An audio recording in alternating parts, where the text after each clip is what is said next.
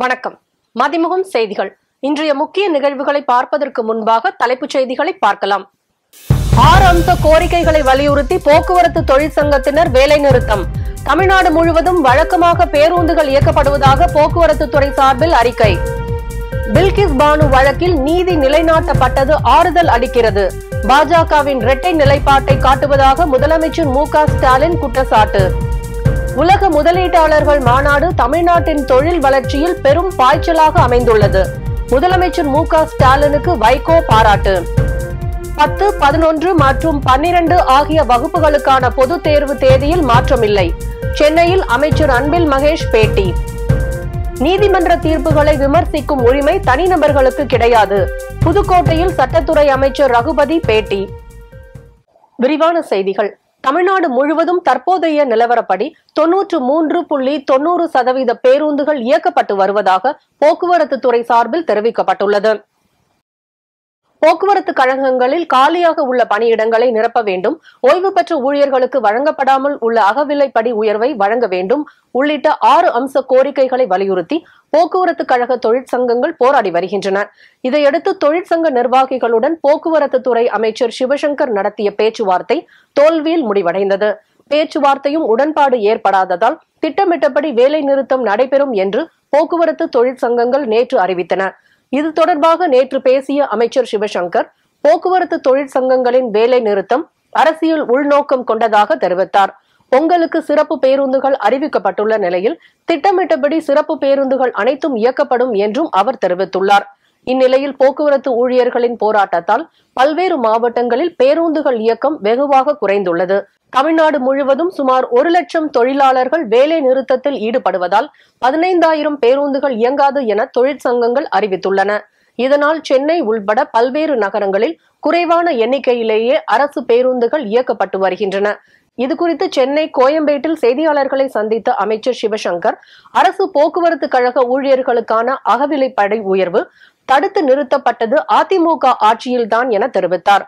போக்குவரத்து தொழிற்சங்கங்களுடன் பேச்சுவார்த்தை நடத்த தமிழ்நாடு அரசு எப்போதும் தயாராக உள்ளதாகவும் அவர் தெரிவித்தார்.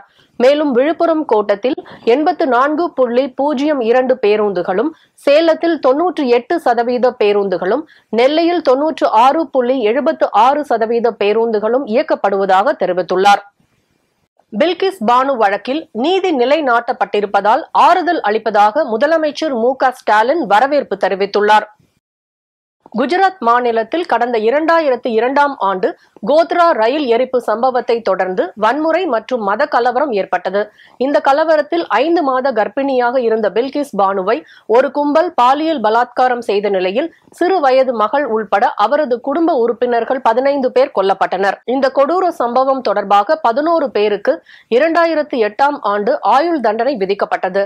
15 ஆண்டுகளுக்கு மேலாக சிறையில் இருந்த குற்றவாளிகள் 11 பேரையும் கருணை அடிப்படையில் குஜராத் அரசு கடந்த 2022ஆம் ஆண்டு ஆகஸ்ட் 15ஆம் தேதி சுதந்திர தினத்தன்று விடுதலை செய்தது.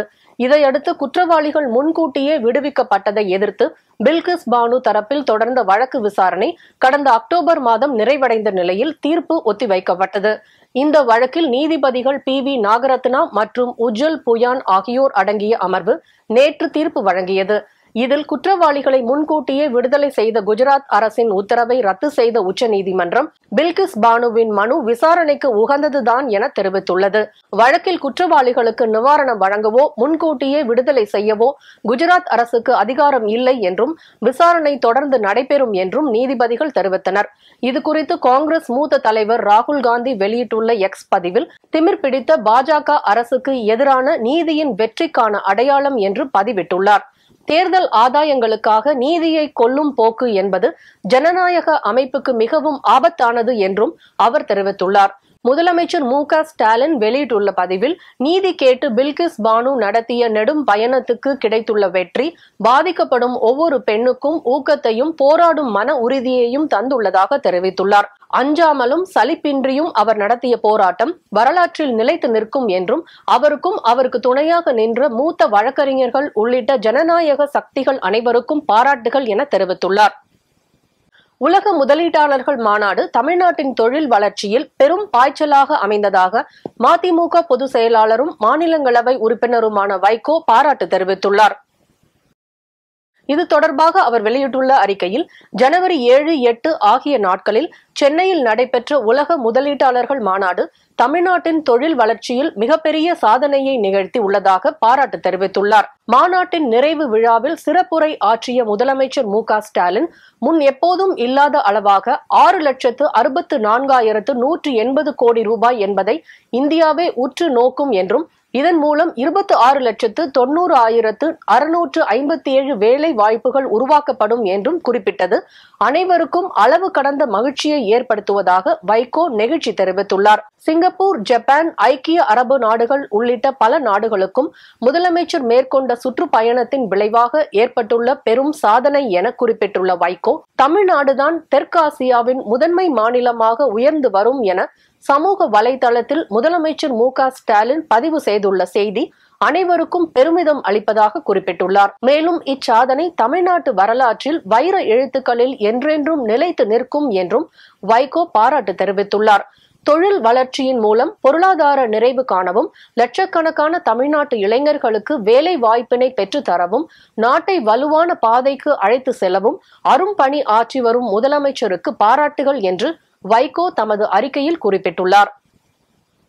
10, 11, 12ஆம் வகுப்பு பொதுத் தேர்வு தேதியில் மாற்றமில்லை என பள்ளி கல்வித்துறை அமைச்சர் அன்பில் மகேஷ் தெரிவித்துள்ளார். 10ஆம் வகுப்புக்கு மார்ச் 26ஆம் தேதி முதல் ஏப்ரல் 8ஆம் தேதி வரை பொதுத் தேர்வு நடைபெறுகிறது. அதேபோல 12ஆம் வகுப்புக்கு மார்ச் 1ஆம் தேதியே பொதுத் தேர்வு தொடங்கும் நிலையில் 22ஆம் தேதி வரை நீடிக்கிறது. இந்த நிலையில் மக்களவை தேர்தல் நடைபெற உள்ளதால் பொதுத் தேர்வு தள்ளி வைக்கப்பட வேண்டும் என்ற கோரிக்கை விடப்பட்டது. இது தொடர்பாக பேசிய பள்ளி கல்வித்துறை அமைச்சர் அன்பில் மகேஷ், 10, 11, 12ஆம் வகுப்பு பொதுத் தேர்வு தேதியில் மாற்றமில்லை என தகவல் தெரிவித்துள்ளார். தேர்வுக்கான அனைத்து விதமான அட்டவணையும் தேர்தல் ஆணையத்திற்கு தெரிவிக்கப்பட்டுள்ளதாகவும், அதற்கு ஏற்றாற் போலத்தான் மக்களவை தேர்தல் தேதி இருக்கும் என்றும் அவர் தெரிவித்துள்ளார். தமிழகத்தைச் சேர்ந்த செஸ் வீராங்கனை வைஷாலிக்கு குடியரசுத் தலைவர் திரௌபதி முர்மு அர்ஜுனா விருது வழங்கி கௌரவித்தார். தேசிய விளையாட்டு விருதுகளை வழங்கும் விழா டெல்லியில் நடைபெற்றது. அதில் இந்திய விளையாட்டு வீரர்களுக்கு அறிவிக்கப்பட்ட பல்வேறு விருதுகளை குடியரசுத் தலைவர் திரௌபதி முர்மு வழங்கி கௌரவித்தார். இந்திய கிரிக்கெட் வீரர் முகமது ஷமி, தமிழகத்தை சேர்ந்த செஸ் வீராங்கனை வைஷாலி, சாத்விக் சாய்ராஜ், சிராக் ஷெட்டி ஆகியோருக்கு குடியரசுத் தலைவர் திரௌபதி முர்மு விருது வழங்கி கௌரவித்தார். ஜல்லிக்கட்டு போட்டி நடைபெறும் இடங்களில் சிறப்பு மருத்துவ முகாம் ஏற்பாடு செய்யப்பட்டுள்ளதாக அமைச்சர் மா. சுப்பிரமணியன் தெரிவித்துள்ளார். சென்னை கீழ்ப்பாக்கம் மனநல மருத்துவமனையில் நட்புடன் உங்களோடு எனும் திட்டத்தின் 2வது பிரிவை மருத்துவம் மற்றும் மக்கள் நல்வாழ்வுத்துறை அமைச்சர் மா. சுப்பிரமணியன் தொடங்கி வைத்தார். பின்னர் செய்தியாளர்களை சந்தித்த அமைச்சர், எலி பேஸ்ட், சாணி பவுடர் தமிழகத்தில் விற்பனை செய்வதற்கு தடை விதிக்கப்பட்டுள்ளதாக தெரிவித்தார். நீட் தேர்வு, 12ஆம் வகுப்பு பொது தேர்வு மாணவர்களுக்கும் முன்கூட்டியே மனநல ஆலோசனைகள் வழங்கப்படுவதால் மாணவர்கள் தற்கொலை செய்து கொள்ளும் எண்ணிக்கை குறைந்துள்ளதாகவும் அவர் தெரிவித்தார். நட்புடன் உங்களோடு சேவை ஓராண்டில் அதிக எண்ணிக்கையிலான அழைப்புகளை கையாண்டதற்காக ஒன்றிய அரசு தமிழ்நாட்டிற்கு சிறந்த மாநில விருதை தந்திருக்கிறது. அந்த வகையில் மாண்புமிகு தமிழ்நாட்டின் முதலமைச்சர் அவருடைய வழிகாட்டுதலோடு 2022ஆம் ஆண்டு தொடங்கப்பட்ட இந்த சேவை ஒரு ஆண்டுக்குள்ளாகவே 40,000 அழைப்புகளை பெற்று அதிகமான இந்த சேவை என்கின்ற வகையில் அதிக எண்ணிக்கையிலான அழைப்புகளை கையாண்ட மாநிலம் என்கின்ற வகையில் தமிழகத்திற்கு விருது கிடைத்திருக்கிறது. நட்புடன் உங்களோடு என்கின்ற இந்த தொலைபேசி வழி மனநல சேவை திட்டம் 2வது பிரிவாக கீழ்ப்பாக்கம் மனநல மருத்துவமனையில் மாண்புமிகு இந்து சமயம் மற்றும் அறநிலையத்துறை அமைச்சர் அவருடைய முன்னிலையிலும் தொகுதியின் சட்டப்பேரவை உறுப்பினர் அவருடைய முன்னிலையிலும் இன்றைக்கு இங்கே இப்பொழுது தொடங்கி வைக்கப்படுகிறது. நீதிமன்ற தீர்ப்புகளை விமர்சிக்கும் உரிமை தனிநபர்களுக்கு கிடையாது என சட்டத்துறை அமைச்சர் ரகுபதி தெரிவித்துள்ளார். புதுக்கோட்டையில் மாரத்தான் போட்டியை தொடங்கி வைத்த பின் செய்தியாளர்களை சந்தித்த அமைச்சர் ரகுபதி, ஒரே நாடு ஒரே தேர்தல் எந்த அவசர கதியில் கொண்டுவரப்பட்டாலும் நாடாளுமன்ற தேர்தலில் அதனை அமல்படுத்த முடியாது என தெரிவித்தார். அதாவது எந்த அவசர கதியிலே கொண்டு வரப்பட்டாலும் கூட நிச்சயமாக இந்த நாடாளுமன்ற தேர்தலுக்குள்ளே கொண்டு வரப்பட முடியாது. அதற்கு பிறகு இந்தியா கூட்டணி தான் ஆட்சிக்கு வரும், அப்பொழுது பார்த்துக்கொள்வோம். இப்போ இன்னைக்கு போக்குவரத்து தொழிலாளர்கள் சொல்கிறாங்க, அதாவது ஒரு கால அவகாசம் தான் கேட்டமே தவிர கிடையாது என்று சொல்லவில்லை. மாண்புமிகு அமைச்சர், போக்குவரத்துறை அமைச்சர் அவர்கள் இப்போ பொங்கலுக்கு பிறகு பேச்சுவார்த்தை வைத்துக்கொள்வோம் என்று தான் கேட்டாரே தவிர எந்த மறுப்புகளையும் அவர் தெரிவிக்கவில்லை. இப்போ பேச்சுவார்த்தைக்கு பிறகுதான் அது ஏற்றுக்கொள்ளப்பட்டதா இல்லையா கோரிக்கைகள் என்பதெல்லாம் தெரியும். ஆனால் அதுக்கு முன்னாலேயே அவசரப்பட்டு விட்டார்கள் என்று நான் நினைக்கின்றேனே தவிர என்னுடைய கருத்து. ஏன்னா போக்குவரத்துறை அமைச்சர் பொங்கலுக்கு பிறகு பேச்சுவார்த்தைக்குத்தான் சொல்லியிருக்கிறார். எனவே பேச்சுவார்த்தைக்கு பிறகுதான் ஒரு இது ஏற்றுக்கொள்ளப்பட்டதா இல்லையா என்கின்ற முடிவுக்கு வர முடியும். எனவே இங்கே பேச்சுவார்த்தை என்பதை ஆரம்ப கட்டத்திலேயே முடிந்துவிட்டு தொழிற்சங்கங்கள் அறிவித்திருப்பது வருந்தத்தக்க ஒன்று. சபரிமலையில் மகர ஜோதி தரிசனத்தை முன்னிட்டு நாளையுடன் ஸ்பாட் புக்கிங் நிறுத்தப்படுவதாக தேவசம் போர்டு அறிவித்துள்ளது. சபரிமலை ஐயப்பன் கோவிலில் மகர விளக்கு பூஜைக்காக கடந்த டிசம்பர் 30ஆம் தேதியன்று சபரிமலையில் நடை திறக்கப்பட்டதில் இருந்து நாள்தோறும் லட்சக்கணக்கான பக்தர்கள் ஐயப்பனை தரிசித்து வருகின்றனர். மகர ஜோதி நெருங்கும் நிலையில் சபரிமலையில் இன்று காலை முதலே பக்தர்கள் கூட்டம் அதிகரித்து வருகிறது.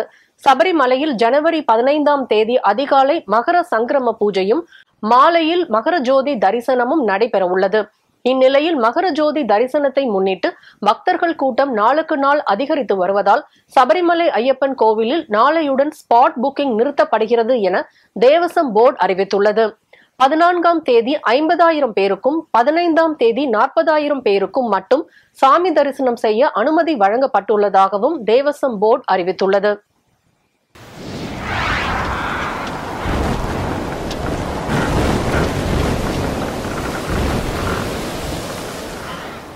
தென் மாவட்டங்களில் இன்று கனமழைக்கு வாய்ப்பு உள்ளதாக வானிலை ஆய்வு மையம் தெரிவித்துள்ளது.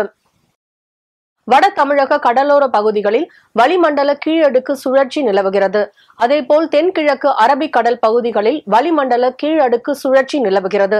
இதன் காரணமாக சென்னை உட்பட தமிழகம் மற்றும் புதுவை, காரைக்கால் பகுதிகளில் பரவலாக மழை பெய்து வருகிறது. கன்னியாகுமரி, திருநெல்வேலி, தூத்துக்குடி, தென்காசி, கடலூர், மயிலாடுதுறை, நாகை, திருவாரூர், தஞ்சை, புதுக்கோட்டை, ராமநாதபுரம், விருதுநகர், சிவகங்கை, கரூர், திருச்சி, நாமக்கல், அரியலூர், பெரம்பலூர் ஆகிய மாவட்டங்களில் மிதமான மழைக்கு வாய்ப்பு உள்ளதாக தெரிவிக்கப்பட்டுள்ளது.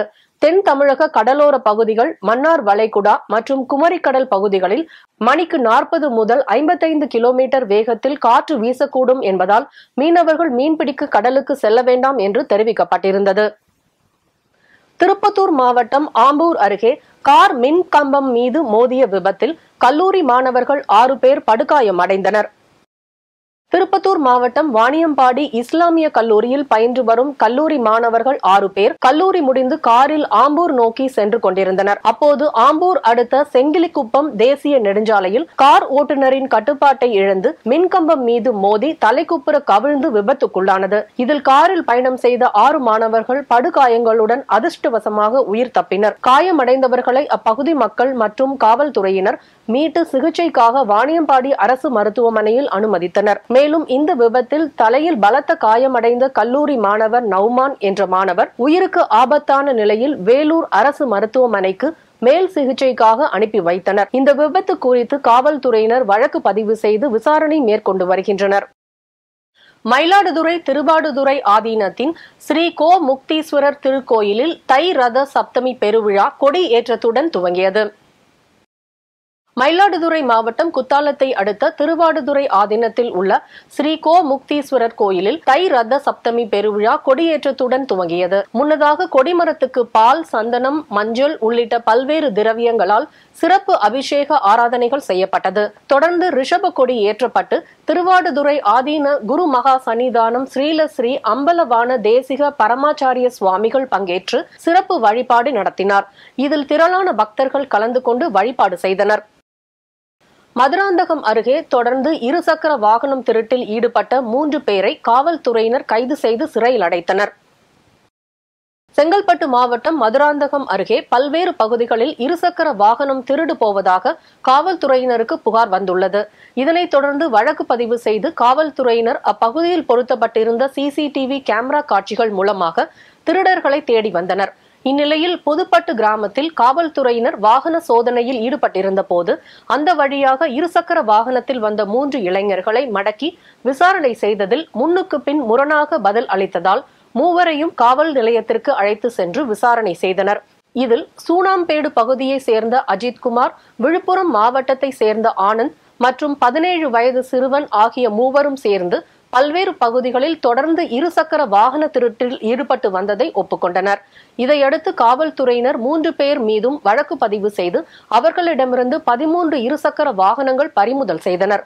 மேலும் மூவரையும் செய்யூர் நீதிமன்றத்தில் ஆஜர்படுத்தி சிறையில் அடைத்தனர்.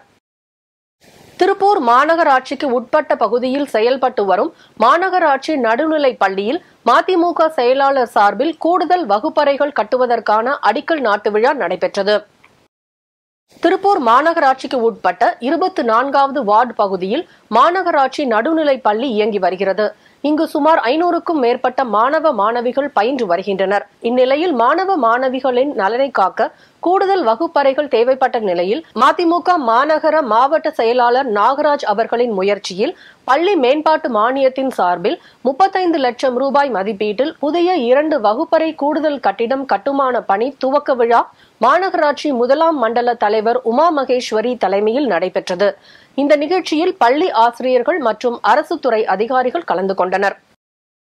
கோபிச்செட்டிப்பாளையம் பாரியூர் கொண்டத்து காளியம்மன் கோயிலில் சந்தனக்காப்பு அலங்காரம் நிகழ்ச்சியில் ஆயிரக்கணக்கான பக்தர்கள் சுவாமி தரிசனம் செய்தனர்.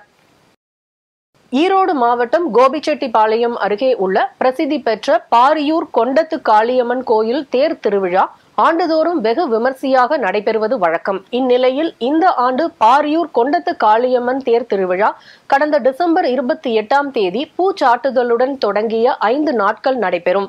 இதில் முதல் நிகழ்ச்சியான பாரியூர் அம்மனுக்கு சந்தனக்காப்பு அலங்காரம் நடைபெற்றது. இதில் ஆயிரக்கணக்கான பக்தர்கள் கலந்து கொண்டு அம்மனை தரிசித்து சென்றனர். முன்னதாக சந்தனக்காப்பு சிறப்பு வழிபாட்டில் முன்னாள் அமைச்சர் செங்கோட்டையன், திருப்பூர் பாராளுமன்ற உறுப்பினர் சத்யபாமா, ஒன்றிய செயலாளர் வேலுமணி ஆகியோர் கலந்து கொண்டு சிறப்பு வழிபாடு செய்து மாபெரும் அன்னதானத்தை தொடங்கி வைத்தனர்.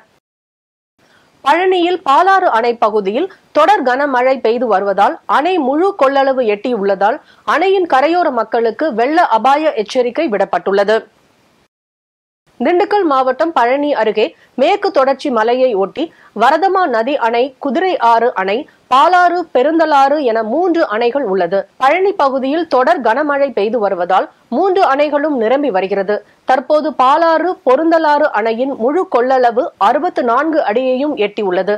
அணையின் நீர்வரத்து 1000 கன அடியாக உள்ளது. மேலும் பாலாறு, பொருந்தலாறு அணைக்கு வரும் தண்ணீரை அப்படியே திறக்கப்படுவதால் பாலாறு, பொருந்தலாறு அணை மற்றும் சண்முக நதி ஆற்றங்கரை பகுதியில் உள்ள பொதுமக்கள் எச்சரிக்கையாகவும் பாதுகாப்புடனும் இருக்கும்படி பொதுப்பணித்துறை சார்பில் வெள்ள அபாய எச்சரிக்கை விடப்பட்டுள்ளது. விழுப்புரம் மாவட்ட ஆட்சியர் அலுவலகம் முன்பு விவசாய முன்னேற்ற கழகம் களப்பணியாளர்கள் மற்றும் முதலீட்டாளர்கள் சார்பாக மாபெரும் கவன ஈர்ப்பு ஆர்ப்பாட்டத்தில் ஈடுபட்டனர். விழுப்புரம் மாவட்ட ஆட்சியர் அலுவலகத்தில் மத்திய மாநில அரசுகள் PACL நிறுவனத்தில் முதலீடு செய்த பணத்தை வட்டியுடன் கிடைக்க விரைவில் ஆவண செய்ய வேண்டும் என வலியுறுத்தி மாபெரும் கவன ஈர்ப்பு ஆர்ப்பாட்டத்தில் ஈடுபட்டனர். ராஜஸ்தானில் தலைமையிடமாக கொண்டு செயல்பட்ட PACL நிறுவனத்தில் முதலீடு செய்தவர்கள் பணத்தை வழங்க கோரியும் 8 ஆண்டுகள் ஆகியும் இன்னும் முதலீட்டாளர்களுக்கு பணம் வழங்காததை கண்டித்தும் உச்சநீதிமன்றத்தின் கவனத்திற்கு கொண்டு செல்வதற்காக விவசாய முன்னேற்ற கழகம் மற்றும் PACL முதலீட்டாளர்கள் சங்கம் சார்பில் கண்டன ஆர்ப்பாட்டத்தில் ஈடுபட்டனர். இதில் 200க்கும் மேற்பட்ட முதலீட்டாளர்கள் கலந்து கொண்டு கண்டன கோஷங்களை எழுப்பினர். மயிலாடுதுறை மாவட்டத்தில் தொடர் மழை காரணமாக நீரில் மூழ்கி சேதமடைந்த பயிர்களை சட்டமன்ற உறுப்பினர் ராஜ்குமார் ஆய்வு செய்தார். மயிலாடுதுறை மாவட்டத்தில் சுமார் 60,000 ஏக்கரில் சாகுபடி செய்யப்பட்ட நெற்பயிர்கள் கதிர் முற்றி அறுவடைக்கு தயார் நிலையில் கடந்த 3 நாட்களாக பெய்த தொடர் மழையின் காரணமாக நீரில் மூழ்கி சேதமடைந்தன. இந்நிலையில் தொடர் மழையால் வயலில் சாய்ந்து சேதமடைந்த பயிர்களை மயிலாடுதுறை சட்டமன்ற உறுப்பினர் ராஜ்குமார் வயலில் இறங்கி ஆய்வு செய்தார். இதில் ஒன்றிய குழு உறுப்பினர்கள், ஊராட்சி மன்ற தலைவர், விவசாய சங்க பிரதிநிதிகள் மற்றும் வேளாண் துறை அதிகாரிகள் உள்ளிட்ட பலர் கலந்து கொண்டனர். இன்றைய தங்கம் வெள்ளி விலை வழங்குவோர் அட்டிகா கோல்ட் கம்பெனி.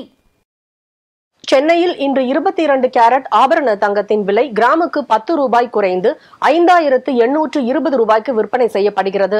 மேலும் ஒரு சவரன் ஆபரண தங்கத்தின் விலை 80 ரூபாய் குறைந்து 46,560 ரூபாய்க்கு விற்பனை செய்யப்படுகிறது.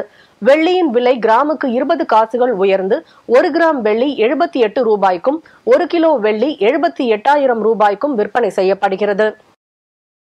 காசாவில் இஸ்ரேல் நடத்தி வரும் தாக்குதலில் உயிரிழந்தவர்களின் எண்ணிக்கை 23,000-ஐ கடந்துள்ளது. காசாவில் இஸ்ரேல் ராணுவம் நடத்தி வரும் தாக்குதலில் கடந்த 24 மணி நேரத்தில் மட்டும் 510 பேர் காயமடைந்த நிலையில் 249 பேர் உயிரிழந்துள்ளனர். இந்நிலையில் இஸ்ரேல் படையினர் கடந்த அக்டோபர் 7ஆம் தேதி முதல் நடத்தி வரும் தாக்குதலில் உயிரிழந்தவர்களின் எண்ணிக்கை 23,845-ஆக அதிகரித்துள்ளதாக தகவல் வெளியாகியுள்ளது. இஸ்ரேல் குண்டு வீச்சில் இதுவரை 58,926 பேர் காயமடைந்துள்ளதாகவும் தெரிவிக்கப்பட்டுள்ளது. மீண்டும் தலைப்புச் செய்திகள்.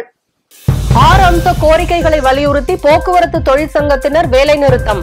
தமிழ்நாடு முழுவதும் வழக்கமாக பேருந்துகள் இயக்கப்படுவதாக போக்குவரத்து துறை சார்பில் அறிக்கை. பில்கிஸ் பானு வழக்கில் நீதி நிலைநாட்டப்பட்டது ஆறுதல் அளிக்கிறது. பாஜகவின் இரட்டை நிலைப்பாட்டை காட்டுவதாக முதலமைச்சர் மு.க.ஸ்டாலின் குற்றச்சாட்டு. உலக முதலீட்டாளர்கள் மாநாடு தமிழ்நாட்டின் தொழில் வளர்ச்சியில் பெரும் பாய்ச்சலாக அமைந்துள்ளது. முதலமைச்சர் மு.க.ஸ்டாலினுக்கு வைகோ பாராட்டு. 10, 11 மற்றும் 12 ஆகிய வகுப்புகளுக்கான பொதுத் தேர்வு தேதியில் மாற்றமில்லை. சென்னையில் அமைச்சர் அன்பில் மகேஷ் பேட்டி. நீதிமன்ற தீர்ப்புகளை விமர்சிக்கும் உரிமை தனிநபர்களுக்கு கிடையாது. புதுக்கோட்டையில் சட்டத்துறை அமைச்சர் ரகுபதி பேட்டி. இத்துடன் செய்திகள் நிறைவடைந்தன. மீண்டும் செய்திகள் இரவு 8 மணிக்கு. மேலும் செய்திகளை தெரிந்து கொள்ள மதிமுகம் பிரைம் யூடியூப் தளத்தில் இணைந்திருங்கள்.